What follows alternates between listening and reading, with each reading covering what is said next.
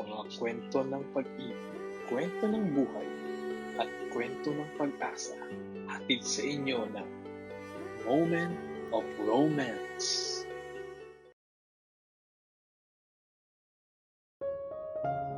Hindi ipinanganak na maging tungkutsara sa bibig si Irish. Ang kanyang ama ay isang tapat na bodyguard at driver, habang ang kanyang ina ay isang mapagmahal na housewife. Bagamat hindi sila mayaman, puno naman ng init at tawanan ang kanilang maliit na tahanan. Ngunit nagbago ang lahat sa buhay ni Irish nang mangyari ang isang madilim na gabi. Isang aksidente sa kalsada ang naganap, habang kasama ni Irish ang kanyang mga magulang. Sa kasamaang palad, hindi sila nakaligtas. Sa gitna ng trauma at pangungulila ng batang si Irish, dumating si Gabriel, ang binatang amo ng kanyang ama. Hindi malilimutan ni Irish ang sandaling yon. Si Gabriel, suot ang kanyang mamahaling suit, ay lumuhod sa harap niya at nangakong hindi siya pababayaan. Sinasabing ang ama ni Irish ay nagbuwis ng buhay para protektahan si Gabriel sa isang tangkang pag-atake noon. Kaya naman, itinuring ni Gabriel na utang na loob ang pag-aaruga sa anak nito. At pagkatapos nun, ay dinala na siya ni Gabriel sa kanyang penthouse. Dito, ang buhay ni Irish ay naging parang isang panaginip. Simula nang tumira si Irish kay Gabriel, itinuring na siya nitong parang tunay na nakababatang kapatid. Bagamat binata pa at walang sariling pamilya, nagawang palakihin ni Gabriel si Irish ng maayos at ibinigay sa kanya ang lahat ng karangyaan. Mula sa mga branded na kasuotan hanggang sa masasarap na pagkain. Ang dating simpleng pamumuhay ni Irish ay napalitan ng isang malawak, minimalist at high-tech na penthouse na tanaw ang buong lungsod. Subalit sa kabila ng lahat ng luho at dekalidad na edukasyong ibinigay ni Gabriel, nanatili itong mailap at misteryoso. Isang guardian na tila aninong nagmamasid lamang mula sa malayo. Nasa 30 taong gulang na si Gabriel at matagumpay niyang naitaguyod ang sariling negosyo.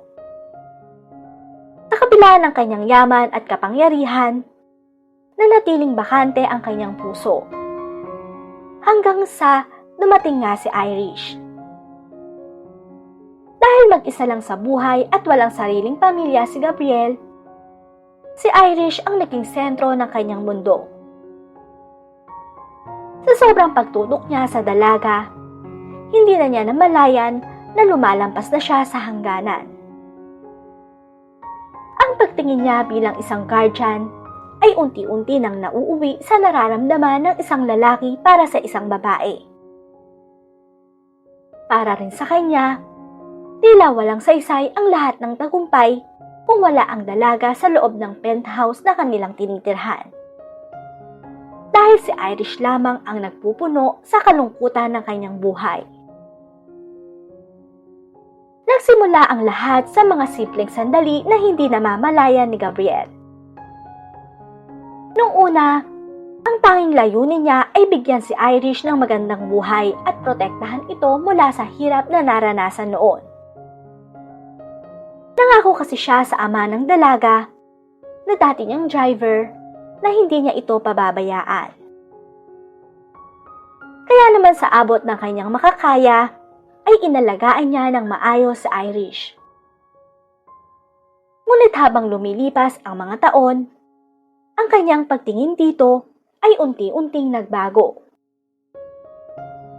Hindi na lang isang ward ang nakikita niya kay Irish. Sa tuwing makikita niya ang talino nito sa pag-aaral, ang katatagan ng loob at ang kagandahang unti-unting namumukadkad, doon niya naramdaman ang unang pitik ng kaba.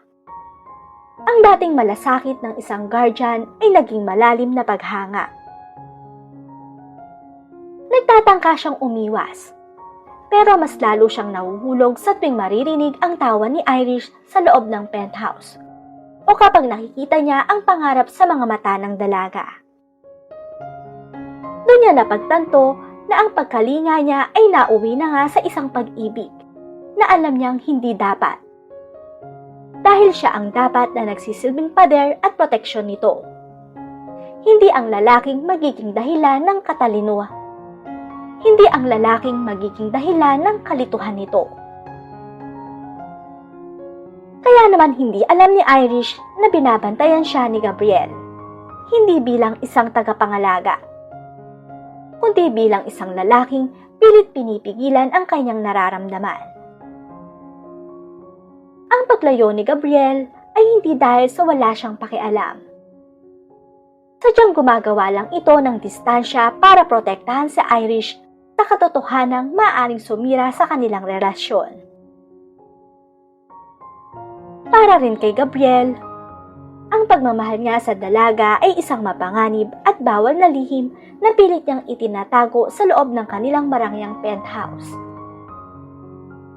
Kaya naman, habang lumalaki si Irish, pilit din siyang nagpukunwari upang hindi nito mahalata ang kanyang totoong nararamdaman. Ngunit habang lumilipas ang mga gabi, nararamdaman ni Gabriel na mas lalong nagiging mahirap ang magtago. Habang nagiging ganap na dalaga si Irish, unti-unti na siyang nahihirapang pigilan ang kanyang sarili. Natatakot siya na dumating ang araw na hindi na niya kayang manatili sa malayo at tuluyan na siyang magpadala sa kanyang nararamdaman para sa dalaga.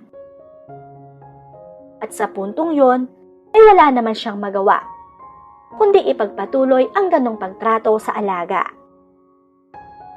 Gayunpaman, habang lumalaki naman si Irish, ay nagsisimula na rin siyang magtaka. Sa tuwing mahuhuli niyang nakatingin sa kanya si Gabriel, nakakaramdam siya ng kakaibang kaba. Hindi ito yung kaba ng isang anak sa kanyang magulang, kundi isang pakiramdam na hindi niya maintindihan, pero alam niyang may ibang kahulugan. Bakit kaya siya umiiwas sa akin? Tanong niya sa sarili, habang nakatingin sa refleksyon ng lungsod sa salamin ng penthouse. Napapansin ni Irish ang mga maliliit na detalye. Ang bahagyang panginginig ng mga kamay ni Gabriel kapag inaabot ang kanyang mga gamit. Ang matagal na pagtitig nito sa kanya kapag akala niya ay hindi siya nakatingin. At ang biglaang paglamig ng boses nito sa tuwing babanggitin ni Irish ang tungkol sa pakikipag-date o paglabas kasama ang mga kaibigan.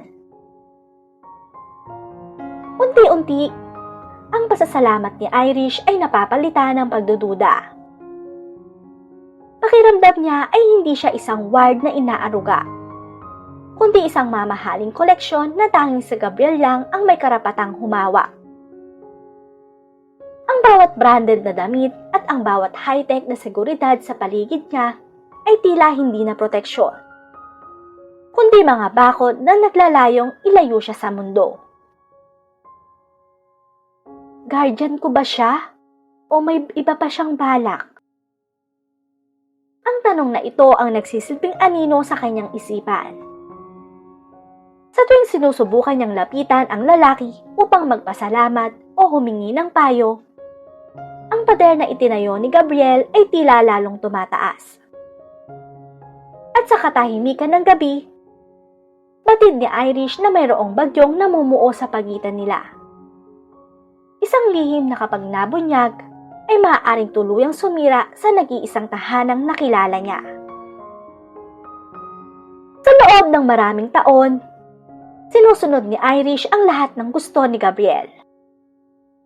Naging isa siyang masunuring ward at mahusay na estudyante.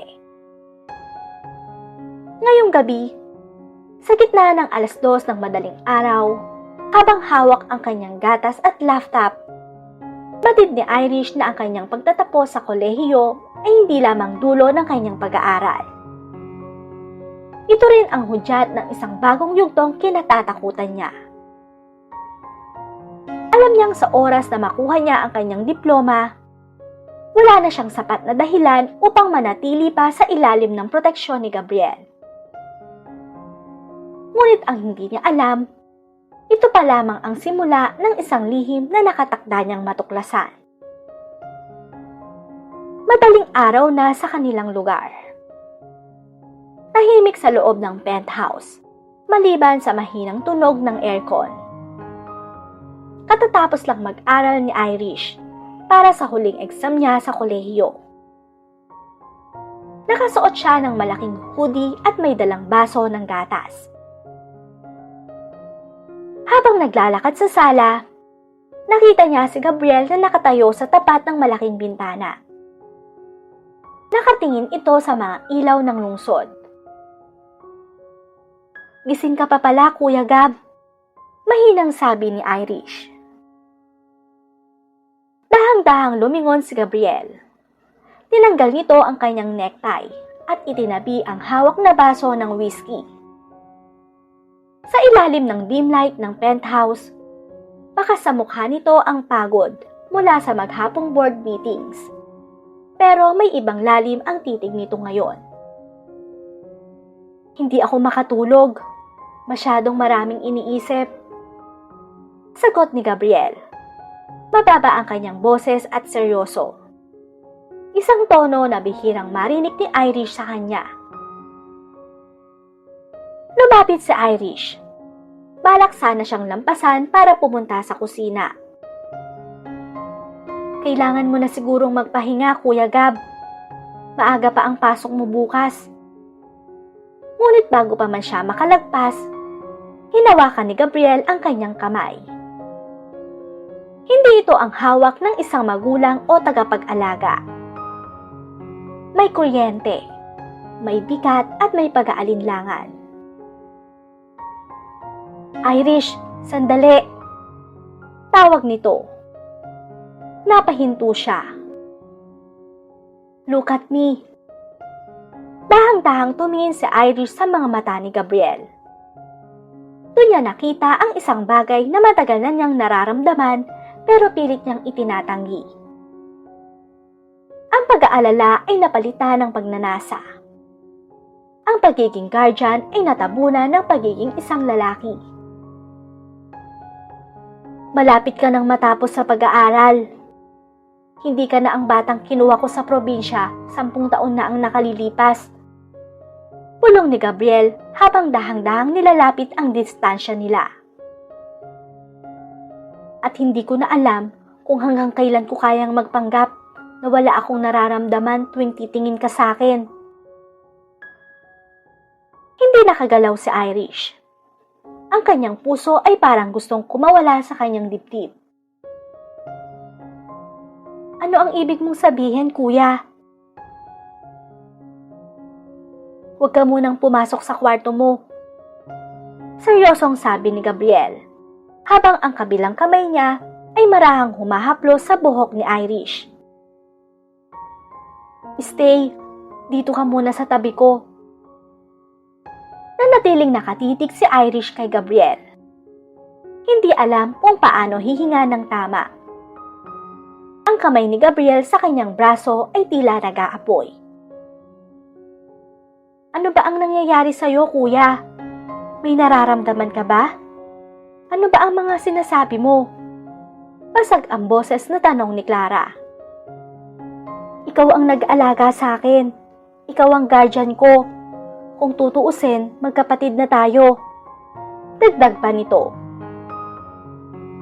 "Sa tingin mo ba hindi ko iniisip yan?" Putol ni Gabriel.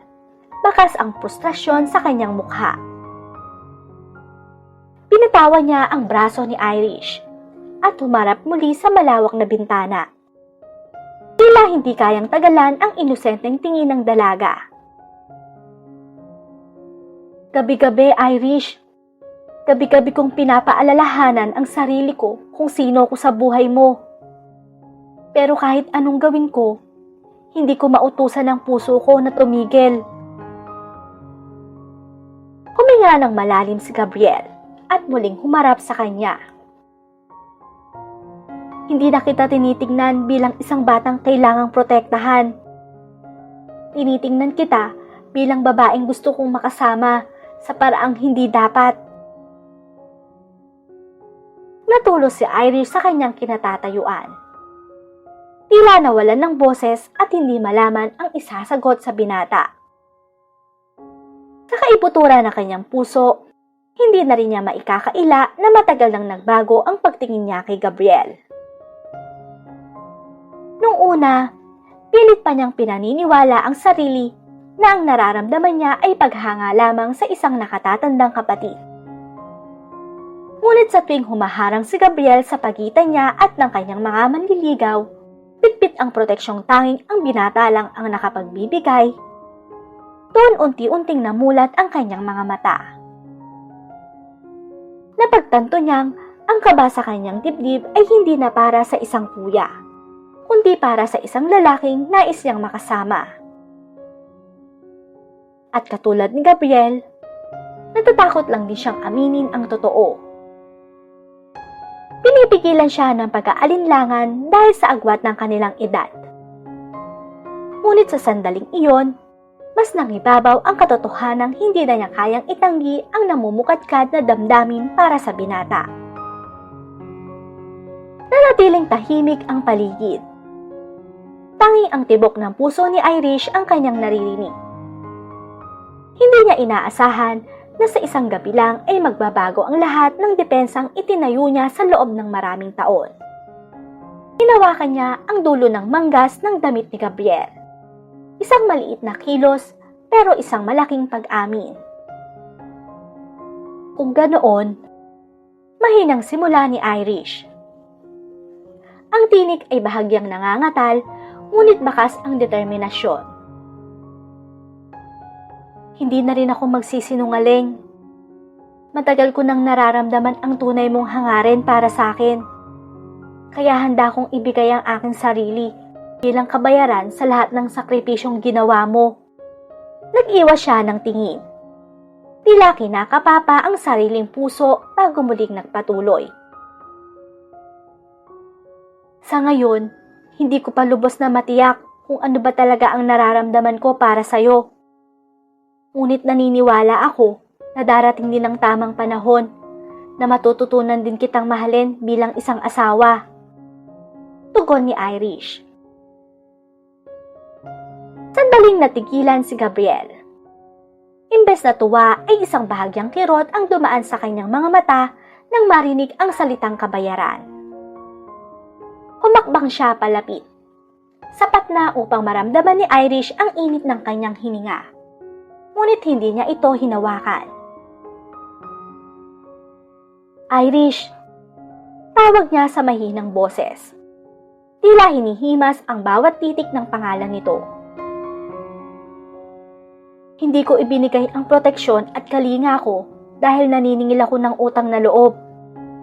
Ginawa ko yon dahil wala akong ibang hangad kundi ang kaligtasan mo.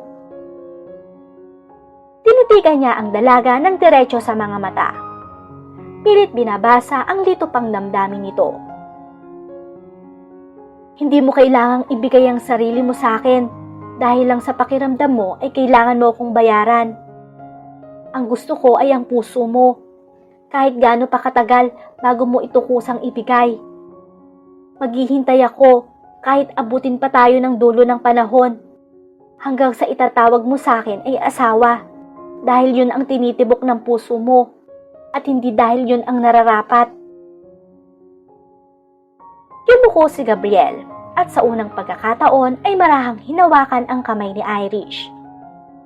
Pinisil ito ng bahagya bilang pangako na hindi niya ito mamadaliin. Sa gitna naman ng katahimikan at ng matitinding damdaming kanina pa naglalaro sa hangin, hindi na nagawang humakbang palayo ni Irish. Sa halip, tila may sariling isip ang kanyang mga paa na nagdala sa kanya palapit kay Gabriel. Sa isang mapangahas na pagkilos, hinawakan niya ang magkabilang pisngi ng binata at isinara ang agwat sa pagitan nila sa pamamagitan ng isang halik. Natigilan si Gabriel.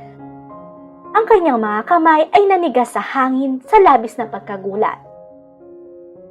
Ngunit nang maramdaman niya ang panginginig ng mga labi ni Irish at ang pagsusumamo sa bawat dampi nito, tuluyan ng gumuho ang kanyang mga depensa. Tumugon siya ng may higit na sidhi. Isang halik na naglalayong bawiin ang lahat ng taon ng pagpipigil at lihim na pagsinta.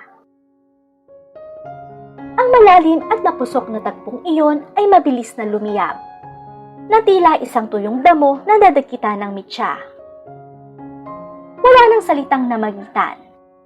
Ang tanging naririnig na lamang ay ang mabilis na paghinga ng bawat isa at ang malakas na kabog ng kanilang mga dibdib.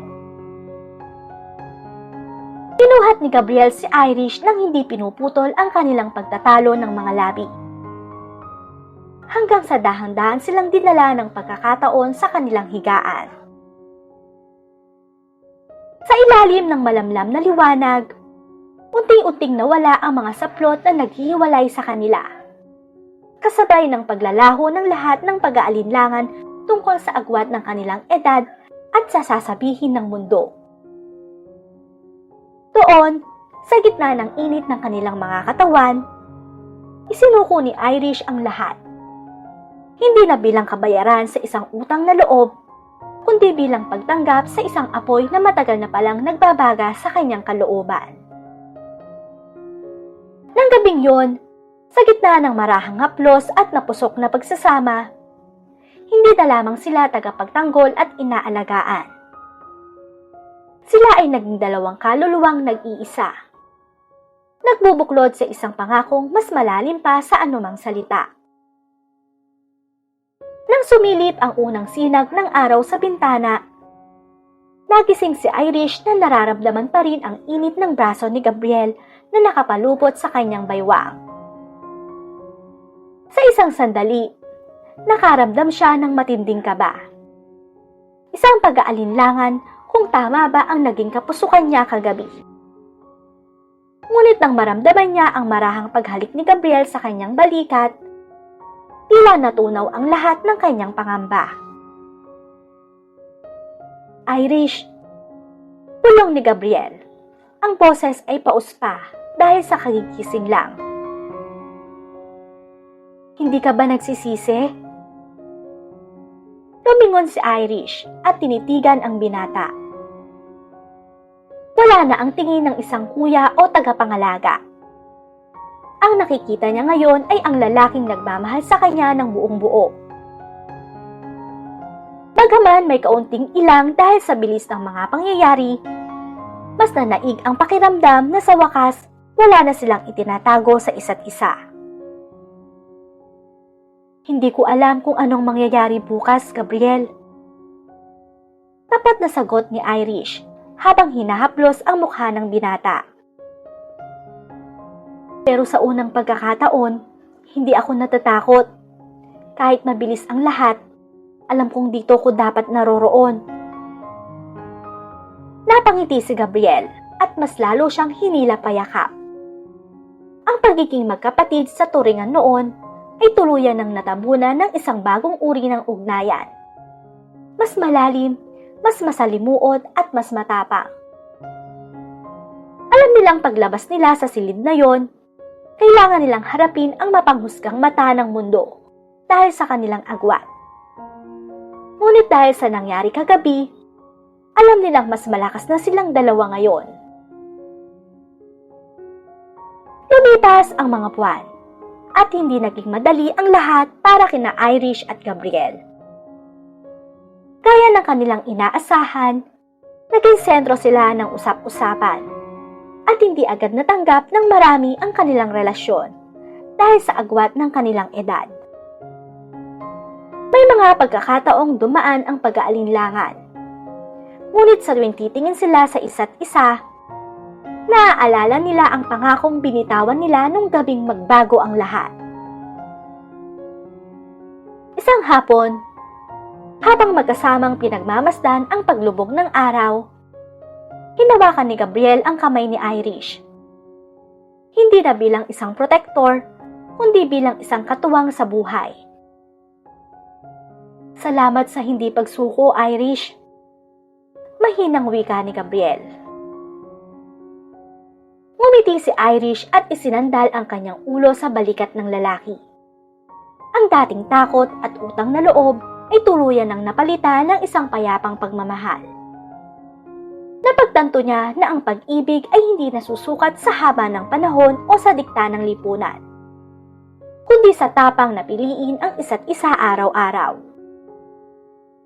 Sa huli, natagpuan nila ang katahimikan sa piling ng isa't isa. Isang pag-iibig ang nagsimula sa kalinga, dumaan sa pagsubok, at nanatili dahil sa sarili nilang pasya.